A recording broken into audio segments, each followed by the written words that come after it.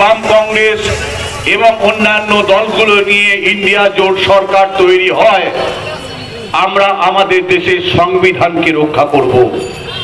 সংবিধান যে অধিকার মানুষকে দিয়েছে সেই অধিকারকে আমরা রক্ষা করব। আমরা বলেছি আমার দেশে হিন্দু, মুসলিম, শিখ, ঈসাই, জৈন আমরা যেভাবে একসাথে অপরের সাথে একসাথে বসবাস করতাম, আমাদের সবার এই ভারতবর্ষ, সেই সবার ভারতবর্ষ তৈরি করবার জন্য যে আইন দরকার, সংবিধানে যে আইন আছে, আমাদের দেশ হচ্ছে ধর্মনিরপেক্ষ দেশ, সেই ধর্মনিরপেক্ষতা আমাদের দেশের মধ্যে আমরা রক্ষা করবই। পার্লামেন্টে গিয়ে তৃণমূল কোনো লড়াই করতে পারে না বিজেপির সাথে। যখনই বিজেপির কোনো বিল আসে, তৃণমূলের সাংসদরা হচ্ছে পার্লামেন্ট ত্যাগ করে বেরিয়ে চলে যায়। তারা হচ্ছে এই বিলের বিরুদ্ধে কোনো প্রতিবাদ করে না। এটা প্রমাণিত হয়েছে। বামপন্থীদের, কংগ্রেসের শক্তি যদি ভারতবর্ষে দুর্বল হয়, তাহলে গরিব মানুষ তাদের পেটে টান পড়ে। বেকার যুবক তারা চাকরি পায় না। মানুষের যে পাওনা, সে পাওনা মানুষ পায় না। আমাদের দেশের মধ্যে শ্রমিক এবং কৃষক তাদের অধিকার সুরক্ষিত হয় না। আমাদের দেশটা পরিচালনা করে পুঁজিপতি মালিক শ্রেণী, এটা প্রমাণিত হয়েছে। আমরা বলছি যদি আমাদের এই সরকার তৈরি হয়, জনতার রাজ তৈরি হবে ভারতবর্ষের মধ্যে। মোদি, মমতা, আদানি, আম্বানিদের রাজ নয়। বড় করবার জন্য আপনি কাজ করেছেন, আপনার সমস্ত কিছু দিয়ে তাকে কলেজে ভর্তি করেছেন, বিশ্ববিদ্যালয়ে ভর্তি করেছেন, তাকে পড়িয়েছেন। বারবার ভাবছে কখন একটা কাজ আমার হবে। যদি এই মঞ্চের এ প্রান্ত থেকে ও প্রান্ত হেঁটে গিয়ে শুধু বলা, ওই দিয়ে তো হবে না। এটা অনেকবার হয়ে গেছে। আর মোদিকে দেখে তো মনে হচ্ছে এখন মাথা কাজ করছে না।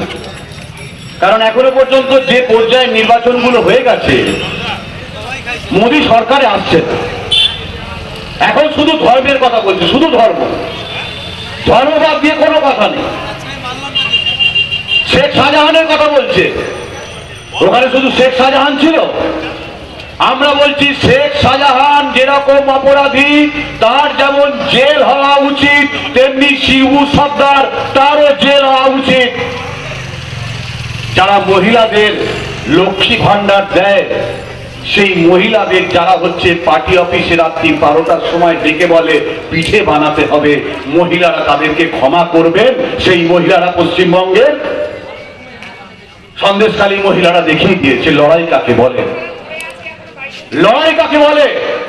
পুরুষরা সামনে আসেনি, মহিলারা গ্রাম পাহারা দিচ্ছে। কারণ এখন ওরা ধরপাকড় শুরু করেছে। কারণ বসিরহাটে বিজেপি, তৃণমূল তাদের জেতার কোনো সম্ভাবনা নেই। নিরাপদ সর্দার, যিনি বিধানসভার মধ্যে দুবার হচ্ছে এই তথ্য, আমি বলবো না, এই বলে দেবে, দুবার এই তথ্য তুলে ধরেছিলেন যে সন্দেশখালীতে মহিলাদের ওপর অত্যাচার হচ্ছে। সোনালী গুহ ডেপুটি স্পিকার তাকে ভেঙে বসিয়ে দিয়েছিলেন। 16 সাল অব্দি নিরাপদ সর্দার হচ্ছে ওখানকার এমএলএ ছিলেন, তিনি বারবার হচ্ছে বিধানসভায় বলেছেন, এ কথা উত্থাপন করেছে, তখন গুরুত্ব দেয়নি। আজকে আমরা কি দেখছি? মহিলারা হাতে লাঠি নিয়ে, ঝাঁটা নিয়ে গ্রাম পাহারা দিচ্ছেন। কারণ তৃণমূল জেতার জন্য ওখানে ধরপাকড় শুরু করে দিয়েছে। সাধারণ মানুষ, খেটে খাওয়া মানুষ, তাদেরকে গ্রেফতার করছে, বিনা কোনো হচ্ছে বিচারে তাদেরকে আটক করছে। এখন মহিলারা তাই রাস্তায় নেমেছে। পার্লামেন্টে যায় তাহলে আমার আপনার কথা প্রতিফলিত হবে। আর যদি দীক্ষিতার জায়গায় বিজেপি বা তৃণমূল যায়, তাহলে মালিকদের কথা প্রতিফলিত হবে, তাহলে পুঁজিপতিদের কথা প্রতিফলিত হবে। বিজেপি এককভাবে তারা হচ্ছে সিদ্ধান্ত নেবে। আমরা বলছি দীক্ষিতা ঘরকে জেতানো হচ্ছে এই কারণেই জরুরি।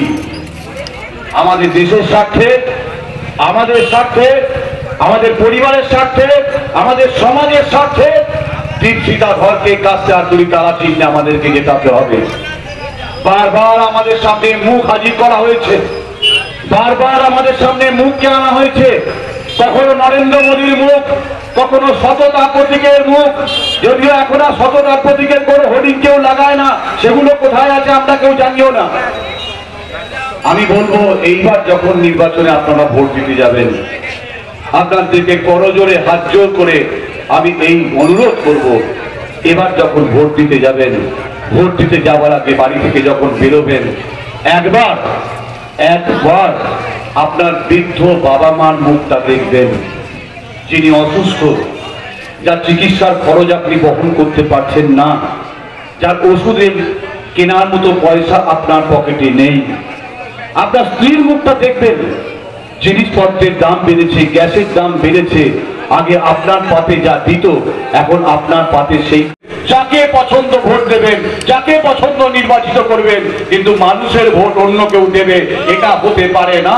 পশ্চিমবঙ্গকে আমরা এই জায়গায় ঠেলে দিতে পারি না। ফলে 20 তারিখ নির্বাচনে আপনারা দীপশিতা ধরকে ভোট দেবেন।